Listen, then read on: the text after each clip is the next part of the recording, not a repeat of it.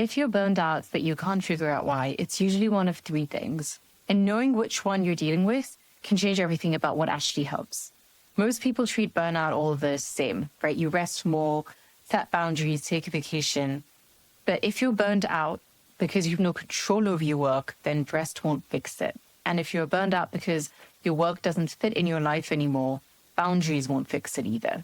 So today what we're going to do is figure out which one is actually draining you and then what to do about it. I'm Krithika, a global sales and marketing leader and an ICF certified professional coach. In this channel, we explore strategies to help you find alignment between your personal and your professional best. So let's figure out which type of burnout you're dealing with. Sometimes burnout is pretty straightforward. You're just doing too much and the volume exceeds your capacity.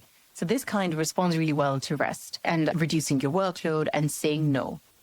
If you take a week off and you come back feeling genuinely restored, cutting back on commitments can make a real difference. If the problem is simply that there's just too much on your plate, then that's workload burnout. And the fix is clear. You just need less on your plate. So delegate, decline, renegotiate what's expected. But if you just take time off and within days of being back, you feel just as drained and rest doesn't actually restore you, it's not about volume. The second kind happens when you have high demands and low control. Basically, when you have no say or very little agency, you're working hard, but you have no autonomy over how you do it. And there's no input on decisions that actually affect you or ability to shape your work in ways that make sense to you. Because typically what happens in large workspaces is that you're executing someone else's plan and someone else's timeline and using somebody else's process. And that lack of agency can really drain you in ways that workload alone cannot. And this is why some people with like 60-hour work weeks can still feel really energized, while some people with 30 or 40-hour work weeks can burn out. Because it's not always about the hours, it's whether you have a say. Because when work aligns with your strengths or your agency, even high demands can feel pretty manageable. But when you feel powerless, even moderate demands can feel unbearable. I once worked in a role wherein I had almost no control over my schedule or priorities or how things got done. And that powerlessness was more exhausting than the actual work, which was itself a lot. I just felt like I was swimming against a current that I couldn't change. If your burnout feels less like exhaustion and more like frustration, and if you're constantly thinking, why can't we just do things differently? Or this doesn't make sense, and yet I feel like I just have to do it. If you feel like you're executing rather than contributing, then that's loss of control, and rest won't fix it because you're not necessarily tired, you're just powerless. And what helps is reclaiming agency wherever you can. And you may not be able to control the big things like strategy, deadlines, and structure, but you can often control some of the smaller things like how you organize a day, what you say no to, how you approach a task, or who you collaborate with. Small agency moves matter. So try to make those when you can, because they remind you that you're not completely at the mercy of circumstances and you still do have a choice, even if that feels limited. The third kind of burnout happens when work no longer fits where you are in life. The job that may have energized you 5 years ago probably feels misaligned now, not because it changed, but because you changed. Maybe you valued growth and recognition early on, and this role gave you that in your career at that stage, but now you value something different, and this role can't provide it.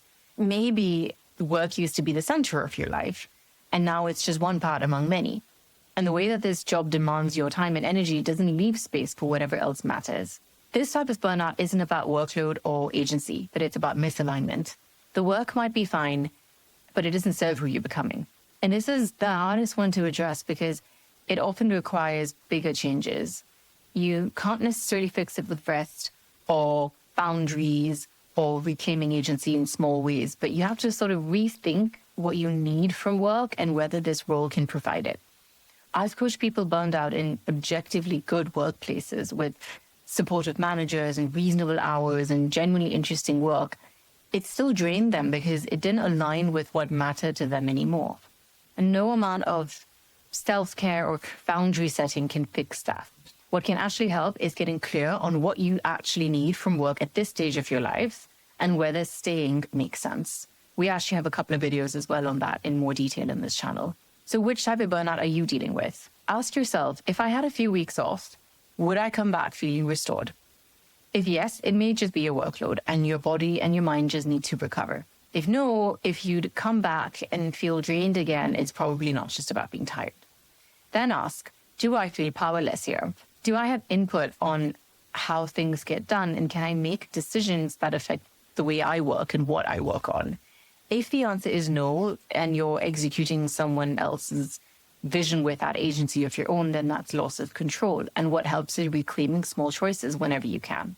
And finally, does this work still fit who I am right now and what I need right now? Not who you were a few years ago or what you think you should want, but what you actually need.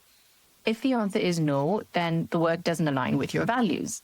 And that's misalignment. Sometimes it's one of these and sometimes it's a combination. But knowing what's causing the burnout changes what you can do about it. You need to address the actual cause and not what you think the burnout is supposed to be. So remember that burnout shows up for different reasons. Find out which one you're dealing with and then address that specifically. But just don't treat all burnout like it's the same. Treat yours specifically. Until next time, this is Krithika from Align, wishing you calm amidst the chaos and alignment in all that you do.